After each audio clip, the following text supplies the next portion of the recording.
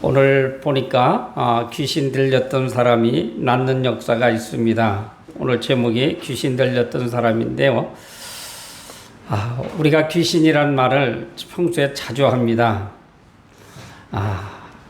험상궂게 생긴 사람을 향해서 아유 귀신 같다고, 그리고 아주 말을 또 지혜롭게 아주 이렇게 저렇게 잘 빠져나가는 사람을 향해서 귀신이 고칼로로, 어떻게 보면 귀신이라는 말은 우리가 쉽게 하면서도 또 귀신이 좋은가요? 무섭지요. 제가 70년대 이렇게 청소년기를 지나면서 보니까 귀신 얘기를 하는데요. 귀신 얘기를 그럴싸하게 되면 막 소름이 막 끼치고 그러더라고요. 그래서 어두운 밤 이렇게 집을 향해서 가려면 귀신이 나타나는 것 같기도 하고, 바람 소리로 인해서 어떤 자연의 소리가 들리는데도 귀신 소리인 것 같아서 머리가 쭈삣쭈삣했던 기억이 납니다.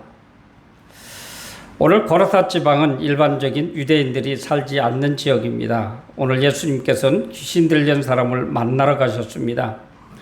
이곳에 예수님께서 찾아오셨습니다. 여러분, 우리 주님이 여러분들이 스스로 주님을 찾아간 것이 아니라 많은 성경을 보면 주님이 한 사람 한 사람 여러분들을 찾아가 주셔서 불러주셨다는 점을 우리가 기억하고 말씀을 들었으면 좋겠습니다. 예수님께서 갈릴리 해변에서 하나님 나라를 비유로 가르쳐 주셨는데, 날이 저무를 무렵 느닷없이 제자들을 향해서 강 건너편으로 가자라고 하십니다. 강 건너편 고라사 지방입니다. 예수님께서 배에서 내리자마자 귀신 사람이 달려와 예수님 발 아래 엎드렸습니다. 이 사람은 집도 없고 무덤 사이에서 잠을 자고 소리를 지르고 다니며 자기 몸을 해하고 있었습니다. 사람들이 쇠사슬로 묶어놓으나 쇠사슬을 끊어버립니다. 귀신이 그에게 들어있었던 것입니다. 성경에서 귀신 들렸다고 하는 것은 사람들이 정신을 온전히 자신을 주장하게 하는 상태에 이르렀음을 말합니다.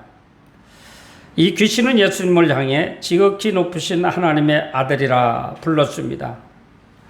당시 종교 지도자들이나 예수님의 제자들까지도 이때까지도 예수님이 정확히 누군지 알지 못합니다. 그런데 예수님을 정확히 하나님의 아들이라 귀신은 불렀습니다. 오늘날 많은 사람들이 복음을 깊이 알지 못합니다. 그러나 마귀 사탄은 하나님의 뜻을 압니다. 마귀 사탄은 지금 우리들 속에, 우리 주변에, 우리 생각 속에 우리가 또한 어떻게 가야 될고 어떻게 죽어야 될지까지도 다 합니다. 그래서 만약에 하나님의 영광을 위해서 쓰임 받으려고 하면 사전에 계획에 의해서 걸려 못 가도록 이렇게 하는 것이 마귀의 장난입니다. 이 귀신은 이렇게 성도들의 영혼을 혼미하게 만들지요. 또 귀신은 예수님을 믿는 사람에게도 찾아옵니다.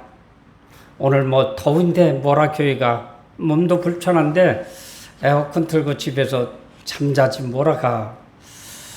속으로 사탄은 그렇게 속삭이지만 그래도 내가 권사인데 안 갈 수 있나 하고 오실 수도 있어요. 물론 여러분들은 믿음으로 다 왔지만 어쨌든 이렇게 우리들에게도 예수님은 찾아와서 속삭인답니다. 제가 가끔 이렇게 몇 년 전에 심장병으로 응급실로 갔었어요. 단대병원에 갔었는데 한 3년 전에 또 불암산 저축구에 친구하고 올라갔다가 거기서 또 죽는 줄 알았어요. 아주 숨이 멎는 줄 알고, 얼마나 심했는지. 근데 오늘 또 조금 뛰더라고요. 아까 올라왔는데 가슴이 답답하고 조금 뛰는데, 물론 의사의 말을 믿습니다. 이 병으로 죽지는 않습니다. 고통스러워 죽지는 않습니다. 라고 하는데, 어쨌든 이렇게 귀신들은 이렇게 우리의 예배라든지 일상생활을 나의 뜻이 아닌 자기의 뜻으로 끌고 가려고 하는 것이 귀신의 장난입니다. 예수님을 시험했던 마귀 사탄, 예수님한테 나타나셔서 3가지로 요구를 했지요. 그런데 우리한테 안 나타나겠어요? 나타납니다. 그런데 오늘 여기에서 예수님께 나를 괴롭히지 마옵소서라고 간청합니다. 왜냐하면 8절에 이는 예수께서 이미 그에게 이르시기를 더러운 귀신아 그 사람에게서 나오라 하셨습니다. 이렇게 기록되어 있습니다. 예수님께서 이미 귀신에게 명령하시기 때문입니다.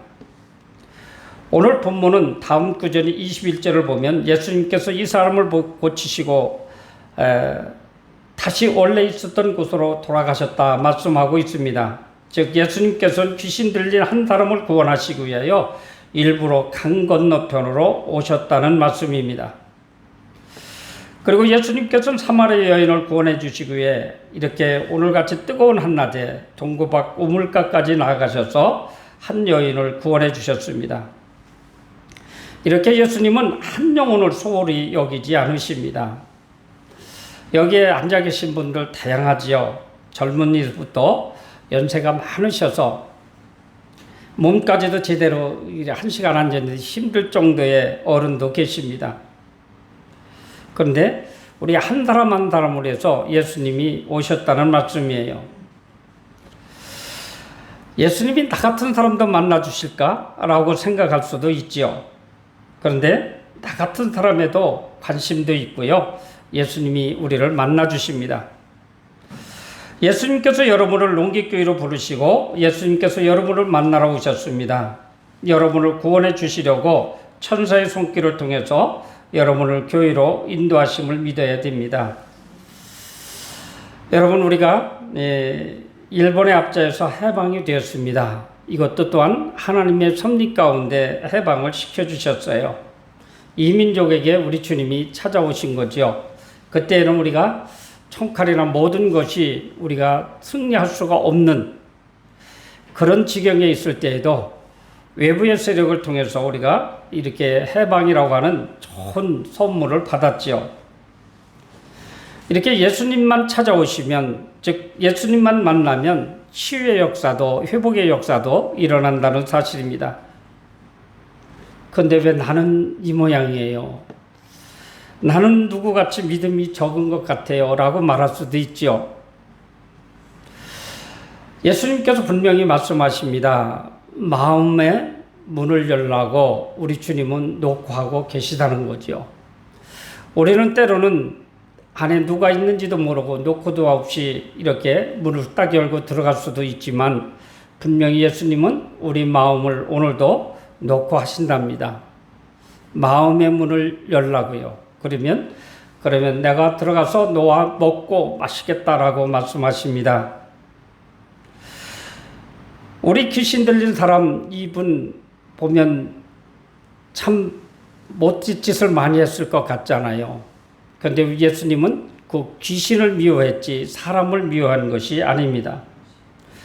그렇다고 하면 우리도 못쓸 사람, 나보다 형편없는 사람, 그 사람을 미워하면 안 되고 그 한 속에 있는 그 안에 있는 악한 영을 미워해야 됩니다.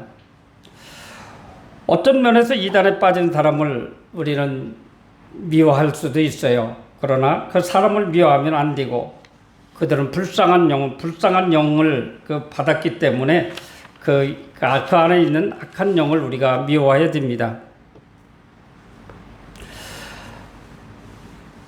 오늘 여기 귀신 들린 사람을 자신의 이름을 군대라 합니다.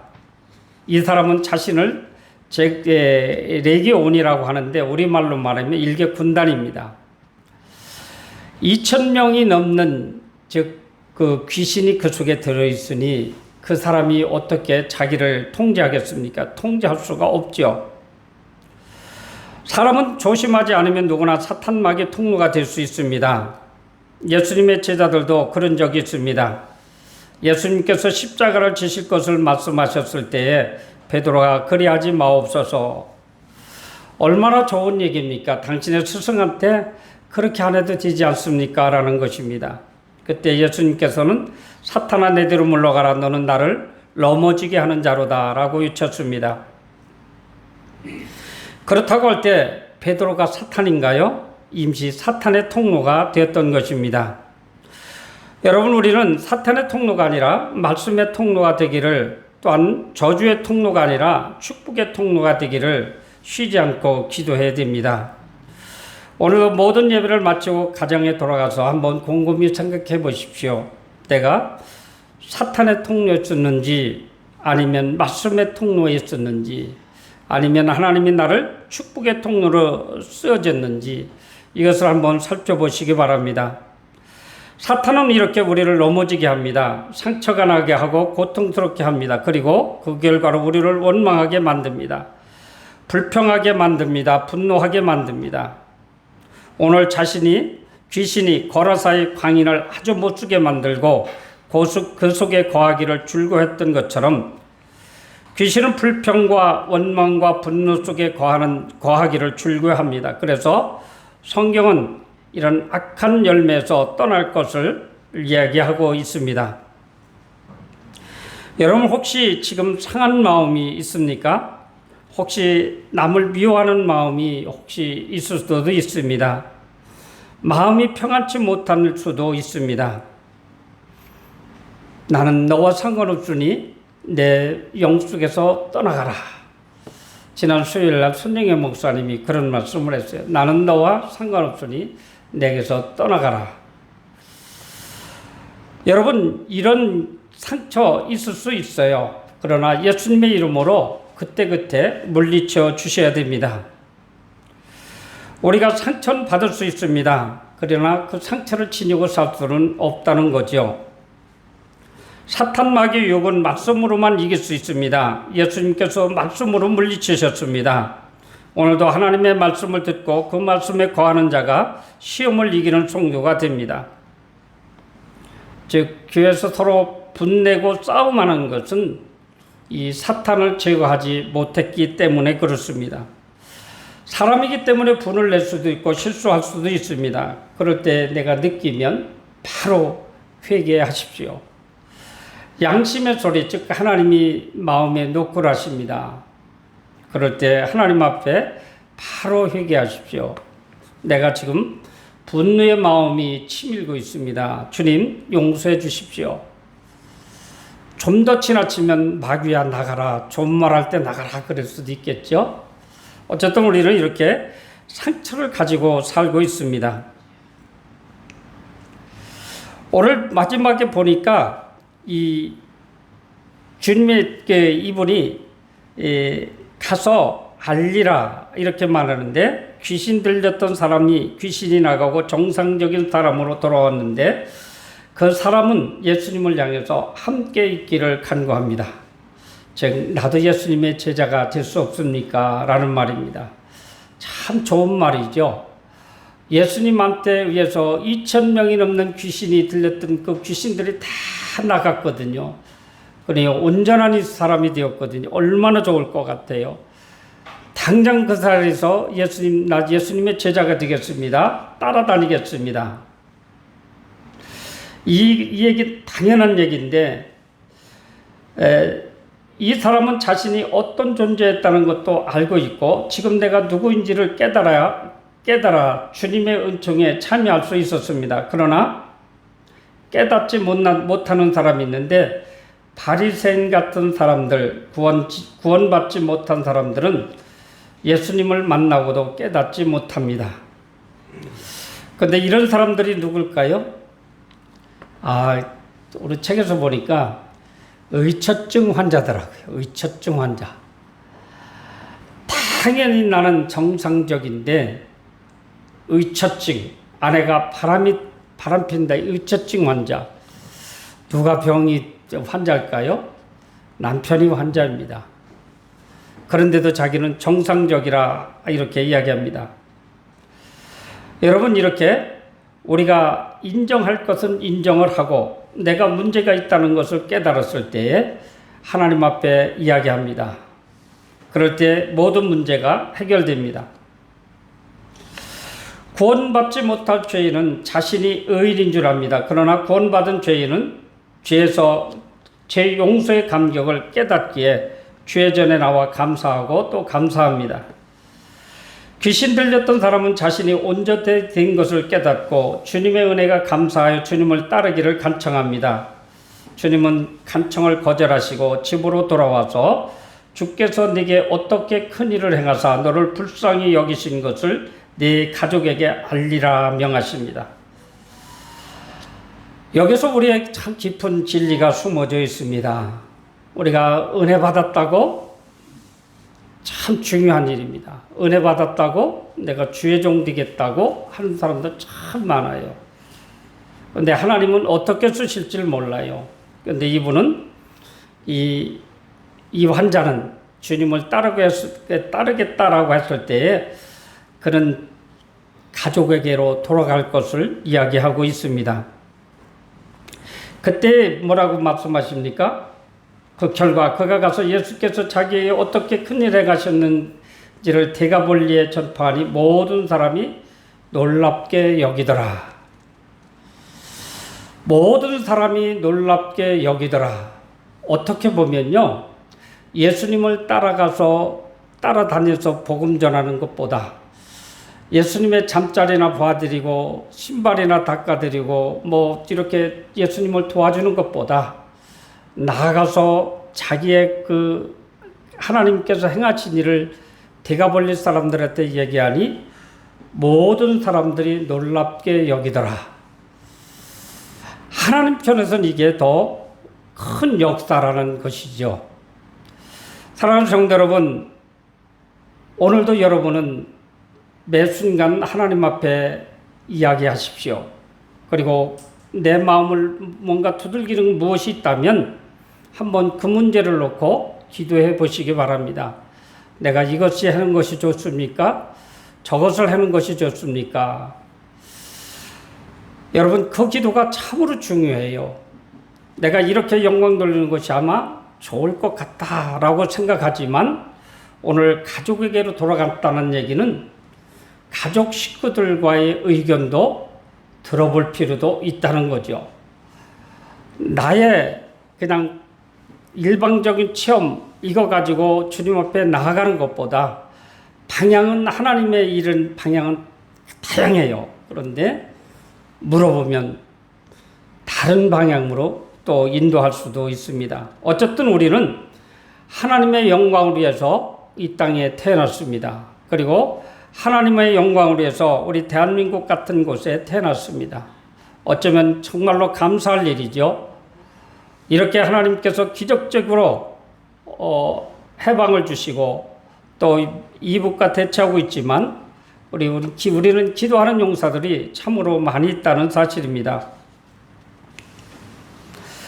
오늘 보면 예수님께서 이렇게 한번 청결케 해주신 삶을 정신 차리지 아니하면 이전보다 형편이 더 심각해야 된다 경고하고 있습니다.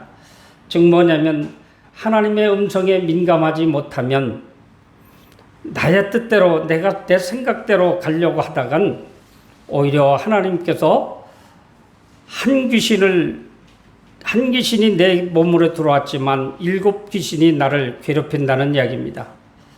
참 중요합니다. 여러분 하나하나를 주님 앞에 물어보십시오. 그러면 분명히 녹화하시다 주님은 어떤 방면으로도 이야기할 수 있습니다. 오늘 말씀을 통해서 귀신 들린 사람의 또 순종을 배워야 됩니다. 주님, 내가 이런 병을 고쳐주셨으니 나 주님 따라다니겠습니다. 이건 내 뜻이에요. 그런데 주님은 아니다 라고 하니 포기하고 가정으로 돌아갔습니다. 엄청난 순종이에요.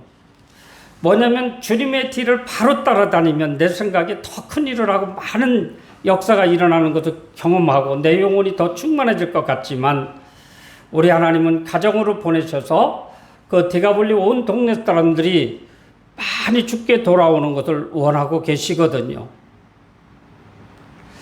이 순종을 통해서 이 깨달음을 통해서 우리는 영혼 구원시키는데 앞장서야 됩니다. 그런데 이 깨달음을 무시하고 내가 좀 더 열심히 해서 농계교회 장로 될 거야. 돼야 되죠. 권사님 될 거야. 돼야 되죠. 그러나 그것은 하나님 섭리 가운데 되게 되어 있습니다. 그저 하나님께서 주신 그 말씀에 순종하면 돼요. 내 뜻과 조금 달라도 하나님이 이야기하신 그 말씀이 조금 어렵고 고통스러워도 하나님의 말씀이라면 순종하십시오. 그래야 우리의 복이 된다는 사실입니다. 이럴 때 하나님께서 역사하신다는 거죠. 하나님 말씀에 순종하면 아무것도 없을 것 같아요. 그러나 순종하면 그 다음부터 하나님은 역사해 주십니다. 내 몸속에 있는 질병을 치료해 주시든지 내 가족이 구원받게 해 주시든지 아니면 내 친구가 구원받게 해 주시든지 어떻게 보면 그런 말이 있죠. 옛말이 여기에 맞는지 모르지만 용꼬리보다는 뱀대가리가 낫다고. 여러분 작은 것을 순종하면 하나님께서 여러분에게 축복해 주십니다. 또 하나는 내 마음이 안 드는 것 같지만 권사님이 이야기하고 장로님이 이야기하고 사모님이 이야기하는 말 여러 가지 종합해 볼 때 내 뜻을 굽혀야 되겠다 하면 이것이 하나님의 뜻이에요. 여러분들 내 뜻만 고집부리지 마시고 약한 귀신 들렸던 사람도 병고침은 한 번에 받았지만 예수님의 말씀 두 대화 속에 한 번 순종으로 갔다는 사실입니다. 순종이 제사보다 낫대요. 순종이 한 번, 두 번 예배보다 낫다는 얘기입니다. 예배를 잘 드리고 많이 들었다 할지라도 순종하지 아니하면 안 된다는 것입니다. 어쩌면 이 거라사 지방에 이 귀신 들린 사람 행운아예요. 하나님 말씀에 한 번에 순종했다는 것은 이 일생에 있어서 가장 큰 복된 사람이 아니었었는가 이렇게 생각을 해봅니다. 기도하겠습니다. 하나님 아버지 감사를 드립니다. 오늘 거라사 지방에 이렇게 2,000명이 넘는 악한 귀신에게 아버지 하나며 시달림을 받았던 그가 이 귀신에게서 노임받았으니 얼마나 감사하고 행복하겠습니까? 그러기에 주님을 따르겠다 했지만 그는 가정으로 돌아가라 말씀하셨습니다. 우리가 생각할 때 주님의 뒤를 따르는 것이 얼마나 축복이요 행복인지 알 수 없지만 그러나 가정으로 돌아가라고 했을 때 순종해서 그 지역의 모든 사람이 듣고 놀랐다라고 표현을 하고 있습니다. 하나님 아버지 저희들 순간 아버지 하나님 어렵고 힘든 순종이라 할지라도 믿음으로 순종하여 복된 인생 살게 하옵소서. 예수님 이름으로 기도하옵나이다. 아멘.